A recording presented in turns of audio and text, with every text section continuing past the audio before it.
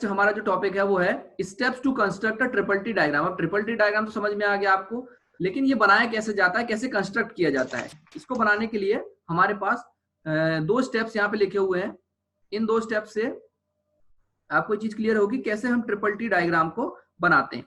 तो आप देखिए दो फिगर आपको देखने को मिलेंगे यहाँ पे, फिगर ए है ये, ठीक है, और यहाँ पे देखेंगे फिगर बी है, ठीक है। दो फिगर आपको देखने को मिल रहा है। तो फिगर ए में स्टेप्स लिखे हुए, यहाँ पे स्टेप्स लिखे हैं कि क्या स्टेप्स होंगे उसके लिए। तो figure A shows the steps of processing specimen and figure B shows the reaction curve found by the metallographic examination of the processed specimen। तो यहाँ पे हम एक फिगर 1 में हम स्टेप्स बताएंगे आपको कि किस स्टेप्स, क्या स्टेप्स होंगे जिसकी वजह से आपका ट्रिपल टी डायग्राम बनाया जाता है। और यहाँ पे हमको जब हम उसको माइक्रोस्कोपिकली स्टडी करेंगे उससे हमें कर्व जनरेट होगा। ये जो कर्व आपको देखने को मिल रहा है, इस कर्व को ही कहते हैं ट्रिपल टी डायग्राम, ठीक है। ये इस डायग्राम में बताया जाएगा। तो सबसे पहले हम क्या करते हैं, जिस भी स्टील को हमें क्या करना है, हीट ट्रीटमेंट करना है या फिर हमें क्या करना है, उसका ट्रांसफॉर्मेशन जनरेट करना है, ट्रांसफॉर्मेशन करना है, उसमें हम क्या करते हैं, उसको एक सॉल्ट बाथ में उसको हीट करते हैं। 1425 डिग्री फ़ारेनहाइट पे उसको हम हीट करते हैं या सॉल्ट बाथ में रखते हैं। देखिए आपको बहुत सारे स्पेसिमेन देखने को मिल रहा है, ये इस तरह से बहुत सारे स्पेसिमेन लटके हो। तो यहाँ पे हम क्या करते हैं, एक आयरन का पीस लेते हैं इस तरह का, है ना, और इसको बहुत सारे पार्ट्स में ब्रेक कर देते हैं। और इसको ब्रेक करने के बाद यहाँ पे हम क्या करते हैं, सॉल्ट बाथ में डिप करके रखते हैं। कितने, ऑस्टेनाइजिंग टेम्परेचर पे। यहाँ पे लिखा ऑस्टेनाइजिंग, ऑस्टेनाइजिंग का मतलब होता है यहाँ पे हम उस टेम्परेचर पे उसको हीट करेंगे ताकि वो ऑस्टेनाइट में कन्वर्ट हो जाए। उसके बाद हम क्या करते हैं, ये फर्स्ट स्टेप हो गई। सेकंड स्टेप में हम क्या करते हैं, जब हम मूव करते हैं सेकंड स्टेप में, तो उस स्टेप में क्या करते हैं, हम एक एक सिंगल स्पेसिमेन को हम क्या करते हैं 1300 डिग्री सेल्सियस फ़ारेनहाइट के मोल्टन सॉल्ट बाथ में डिप करके रखते हैं। और वहां पे उसको हम क्या करते हैं, आइसोथर्मल हीट ट्रीटमेंट होने देते हैं। यहाँ पे लिखा हुआ आइसोथर्मल हीट ट्रीटमेंट है। इस कंडीशन में हम क्या करते हैं, टेम्परेचर को कांस्टेंट बना के रखते हैं। अब ये जो टेम्परेचर कांस्टेंट बना के रखा जाता है, इसका टाइम ड्यूरेशन होता है कि मान लीजिए आपने 2 सेकंड के लिए रखा, 4 सेकंड के लिए रखा, या 8 सेकंड के लिए रखा, या फिर आपने 1 घंटे के लिए रखा, 2 घंटे के लिए रखा, या 8 घंटे के लिए रखा। तो ये डिपेंड करता है, यही जो है ट्रांसफॉर्मेशन को डिफाइन करेगा कि कितना ऑस्टेनाइट से परलाइट बनने वाला है, ठीक है। अब जितना ज्यादा समय होगा उतना ज्यादा परलाइट डेवलप होगा। स्लो कूलिंग मतलब ज्यादा ट्रांसफॉर्मेशन, और हाई रेट ऑफ कूलिंग यानी कि कम ट्रांसफॉर्मेशन। तो जितना ज्यादा रेट स्लो कूलिंग होगा उतना ज्यादा परलाइट डेवलप होगा, और जितना हाई रेट ऑफ कूलिंग होगी उतना कम परलाइट डेवलप होगा इसमें, ठीक है। इसके बाद हम इसको क्या करते हैं, इसको बाद थर्ड स्टेज में हम इसको क्या करते हैं, क्वेंचिंग कर देते हैं, ठीक है। क्वेंचिंग का मतलब होता है उसी स्टील को हम उठा करके हम क्या करते हैं, वाटर बाथ में, कोल्ड वाटर बाथ में इसको हम डिप कर देते हैं, जिसकी वजह से अब जितना परसेंट भी आपका ऑस्टेनाइट परलाइट में ट्रांसफॉर्म हुआ है, बचा हुआ परलाइट वो है वो मार्टेनसाइट में ट्रांसफॉर्म होकर के आ जाता है। यही चीजों को सेकंड वाले फिगर में समझाया गया। अब इस डायग्राम पे देखिए, यहाँ पे वर्टिकल एक्सिस में लिखा हुआ है, यहाँ पे देखेंगे वर्टिकल एक्सिस पे आपको देखने को मिलेगा परसेंटेज, कितना परसेंटेज ऑफ परलाइट यहाँ पे बन रहा है। और हॉरिजॉन्टल एक्सिस में हमें देखने को मिलेगा यहाँ पे टाइम।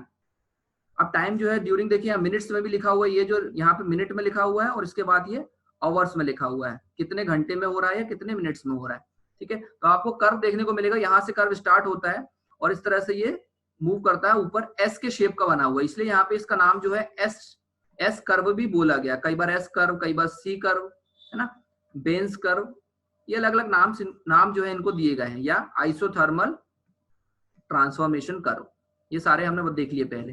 तो इसी तरह से ट्रांसफॉर्मेशन होता है। अच्छा, अब आपको पॉइंट बने हुए, जैसे ये पॉइंट है, एक पॉइंट ये है, एक पॉइंट ये है, एक पॉइंट ये बना हुआ है, और 4 पॉइंट आपको देखने को मिल रहे हैं। तो चारों पॉइंट को आपको इस तरह से डायग्राम में बताया गया। आप देखिए, जहां पे टाइम कम था, जब कम समय के लिए हमने ट्रांसफॉर्मेशन किया, तो आप देखेंगे आपको जो स्ट्रक्चर बन रहा है वो कम है। उसके बाद अगर आप दूसरा वाला मूव करिए, ये फर्स्ट नंबर का हो गया, अगर हम सेकंड वाले पे मूव करें, टाइम और बढ़ाते हैं, तब क्या होता है, इस तरह का स्ट्रक्चर आता है। ये देखिए, ये दूसरे नंबर का।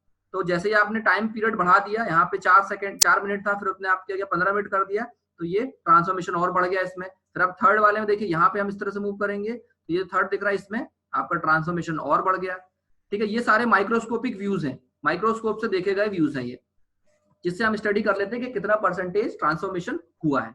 फिर आप देखेंगे फोर्थ पॉइंट, यहाँ पे जब हम मूव करते हैं, तो इस पॉइंट में देखिए, यहाँ पे ये इस तरह का स्ट्रक्चर बन रहा है। तो जैसे जैसे हम क्या कर रहे हैं, मूव करते जा रहे हैं, टाइम पीरियड बढ़ाते जा रहे हैं, तो हमारा क्या हो रहा है, देखिए कार्बन का परसेंटेज जो है वो परलाइट का परसेंटेज बढ़ता जा रहा है हर पॉइंट पे। देखिए इस पॉइंट को अगर हम यहाँ जोड़ते हैं तो परलाइट का जो परसेंटेज है ऑस्टेनाइट से परलाइट बनने का परसेंटेज बढ़ जाता है। तो यही चीज हमें माइक्रोस्कोप व्यू से हमने इस डायग्राम को पॉइंट को प्लॉट किया और उसके बाद इस कर्व को जनरेट कर लिया, और यही कहलाता है क्या, ट्रिपल टी डायग्राम।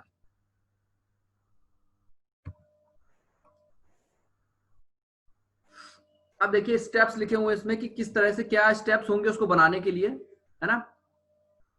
तो सबसे पहले हमें क्या करना है, एक वर्क पीस को लेना है या स्पेसिमेन लेंगे, उसको क्या करेंगे, हम कट करेंगे डिफरेंट पीसेस में, नंबर ऑफ पीसेस में हम इसको कट कर लेंगे, या जितने भी हमें स्पेसिमेन चाहिए, 1 2 3 4 5 जितने भी हमें स्पेसिमेन चाहिए, है ना, इतने स्पेसिमेन हम बना लेंगे। ये है स्पेसिमेन। अब इस स्पेसिमेन को क्या कर रहे हैं, हमने डायग्राम 1 में देखिए हमने क्या किया, उसको यहाँ पे देखिए लिखा हुआ है cut into number large number of relatively small pieces, छोटे छोटे पीसेस में हम उसको कट कर लिया। दूसरे स्टेप में क्या करेंगे, हम उसको क्या करेंगे 1400 डिग्री सेल्सियस फ़ारेनहाइट पे, डिग्री फ़ारेनहाइट पे हम उसको क्या करेंगे, ऑस्टेनाइज करेंगे। यहाँ पे हमने क्या किया, इसको ऑस्टेनाइज किया। ऑस्टेनाइज मतलब हम स्टील को हीट करेंगे और ऑस्टेनाइजिंग टेम्परेचर पे ले जाएंगे जहां पे वो ऑस्टेनाइट में कन्वर्ट हो जाता है, ठीक है। अब यहाँ पे हम जो बेसिकली कर रहे हैं यूटेक्टॉइड स्टील के लिए कर रहे हैं, तो यूटेक्टॉइड स्टील मतलब 2% कम, 2% कार्बन से कम वाले फेज की हम बात कर रहे हैं आयरन कार्बन डायग्राम में। The specimen are kept under molten salt bath for a long enough time to form the complete austenite। इसको क्या करते हैं, इतने टेम्परेचर पे हम मेंटेन करके रखते हैं ना, 1425 डिग्री फ़ारेनहाइट पे उसको मेंटेन करके रखते हैं जहां पे वो कंप्लीटली ऑस्टेनाइट में कन्वर्ट हो जाता है, ठीक है। उसके बाद हम उसको when the austenized sample are quickly transferred to the another molten salt bath held for a desired reaction temperature। अब हम क्या करेंगे 1300 डिग्री फ़ारेनहाइट पे क्या करेंगे, दूसरे साल्ट बाथ में उसको डिप करेंगे, साल्ट बाथ में उसको डिप करेंगे और वहां पे उसको कौन सा टेम्परेचर, कौन सी रिएक्शन होने देते हैं, ट्रांसफॉर्मेशन रिएक्शन होने देते हैं।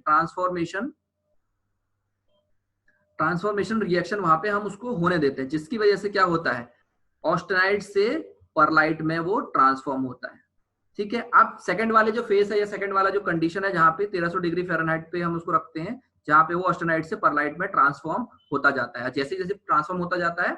और उसके बाद हम, अच्छा ये जो ट्रांसफॉर्मेशन हो रहा है इसका टाइम है, अब यहाँ पे आ जाता है टाइम, 2 सेकेंड, 4 सेकेंड, 8 सेकेंड, या 2 मिनट, 8 मिनट, 4 मिनट, या 2 घंटे, 4 घंटे, 8 घंटे, 15 घंटे तक हम इसको, 15 आवर्स तक हम इसको अलग अलग टाइम ड्यूरेशन के लिए उसको रखते हैं वहां पे।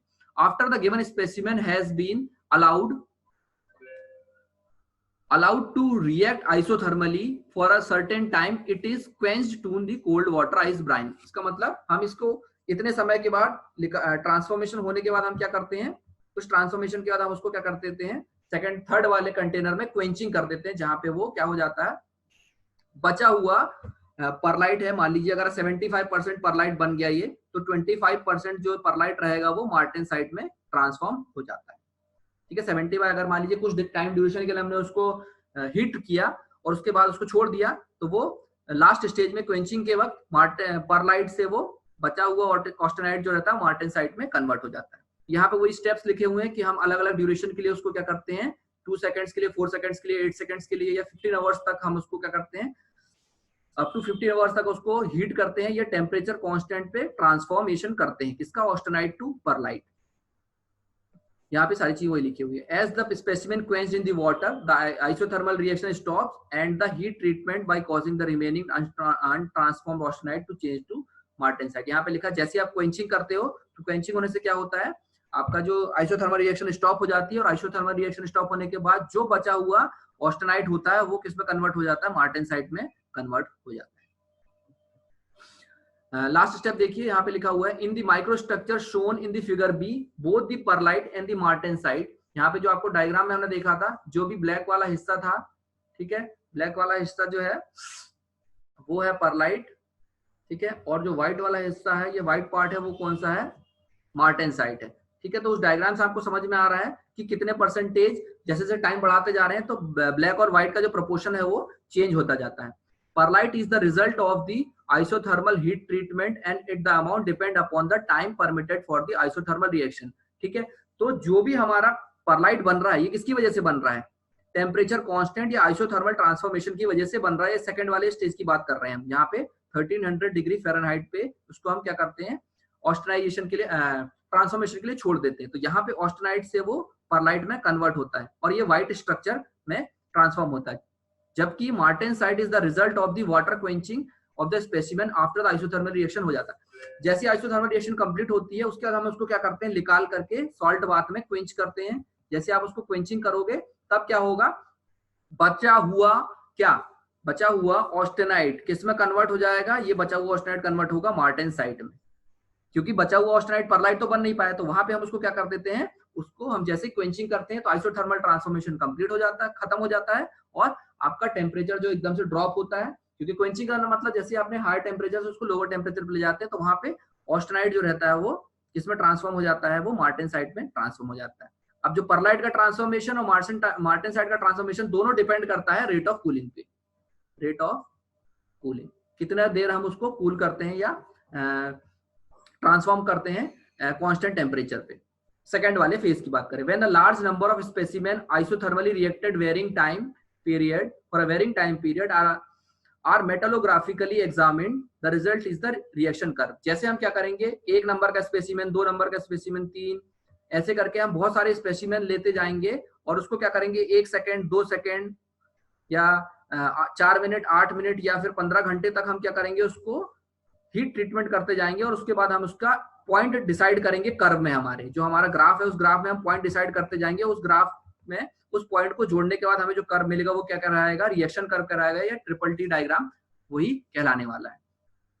When the data obtained from the series of the isothermal reaction curve over the whole temperature range of the austenite instability for a given composition of the steel is summarized, the result is the triple T diagram। अभी हमने जो समझा था, आपने देखा कि जब हम क्या करते हैं, अलग अलग टेम्परेचर पे या अलग अलग कंपोजिशन के लिए उसको हीट करेंगे और उसके बाद उसको अलग अलग टाइम के लिए, ड्यूरेशन के लिए छोड़ देंगे, 1 सेकेंड, 2 सेकेंड या 1 मिनट, 2 मिनट या 8 मिनट या 15 घंटे, 2 घंटे, ये आवर्स में, मिनट में, सेकंड में अलग ड्यूरेशन बढ़ाते जाएंगे। उसकी वजह से जो भी हमें पॉइंट्स मिलेंगे उस पॉइंट को हम जोड़ करके कर्व जनरेट करेंगे, उसी को कहते हैं हम क्या, ट्रिपल टी डायग्राम। अब ये डिपेंड करता है कि क्या कंपोजिशन हमने उसमें लिया है।